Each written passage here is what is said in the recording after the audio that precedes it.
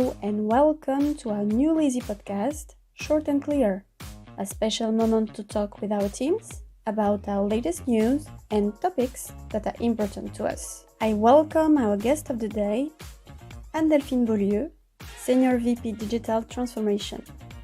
We're going to talk leadership, and we start right away with the first question. What was your very first job?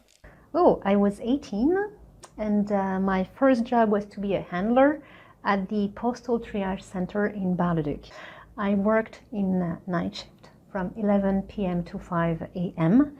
and my job was physical. It consisted in unloading the mailbag from the night train on the train station platform, then sorting these bags to redispatch them to the neighboring towns. I worked in a very male context. I was the only girl, and we started the shift with a meal of steak, French fries, red wines, and lots of dirty jokes. So it looked like at times that is over, but it was also very paternalistic, but in a noble way, really in a noble way, and with a lot of fellowships. And after several weeks, the boss made me go upstairs, and I became a countryside postman for 3 years during my school vacations. And I had the pleasure of driving the famous yellow van of the French post office, which ran on gas and that we can see on a lot of movies. What was your first job at LISI? I joined LISI in 2004 as Director of Controlling for LISI Aerospace. I was lucky, very lucky enough to work with inspiring leaders such as Jean-Louis Coldert, Isabelle Carrère, and of course Emmanuel Neldez. And I had this incredible growth experience with LISI Aerospace because when I joined, the turnover was 172 million euros. And now I think we are more in the range of 660 million euros something. And so we almost made it 3 times the size of what we were in 2004 in 15 years. And this very long growth has made me participate in loads of projects, extremely inspiring and very challenging, but also very motivating projects in various fields. And I was extremely lucky to know this phase. Let's talk real now. Do we have to be the boss to be a leader? Of course, no. Being a leader is being a force in motion. And what I mean by being a force in motion is to be a person who moves the lines, but also moves the people literally physically, but also mentally, emotionally. It is someone who does not let himself being locked into the details or being the prisoner of technique.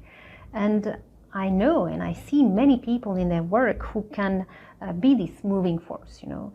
I have plenty of colleagues around me who, without any big title, have done a lot of good to their company, to the company LISI, by their ability to go beyond their mission, to seize opportunities that others do not see.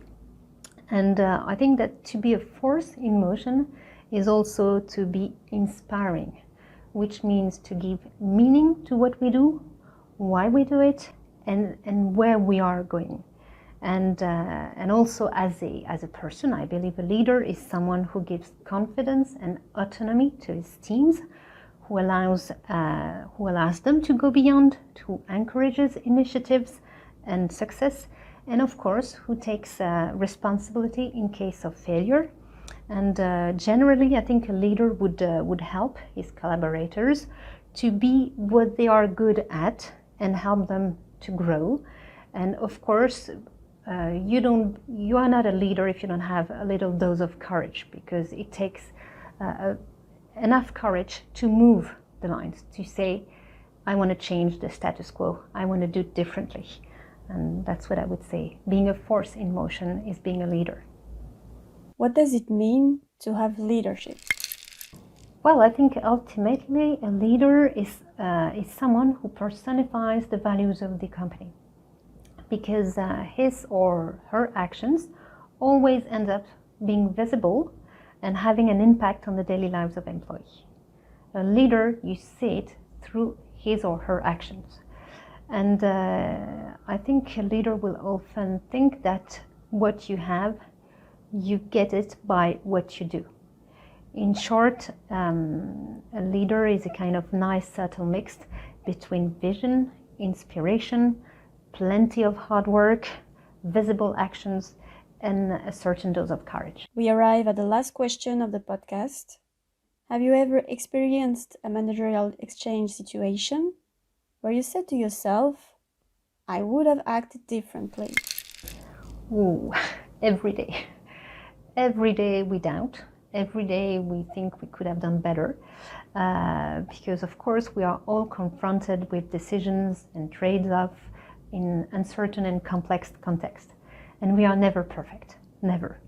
We always make some mistakes. Some are important, some are less important, but we all have experienced these situations where we say to ourselves, oh, maybe I was a bit wrong on the method or on the way we communicated, or sometimes on the way we set the objectives, sometimes even on the objectives, and sometimes on the partners or the casting of the team that we made.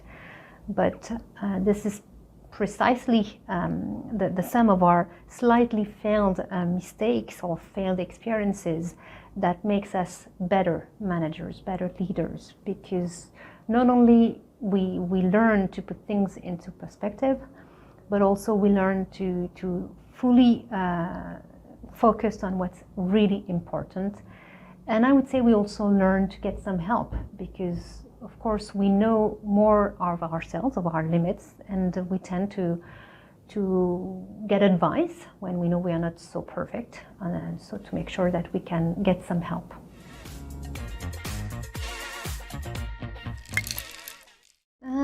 I would use be a voice, not an echo.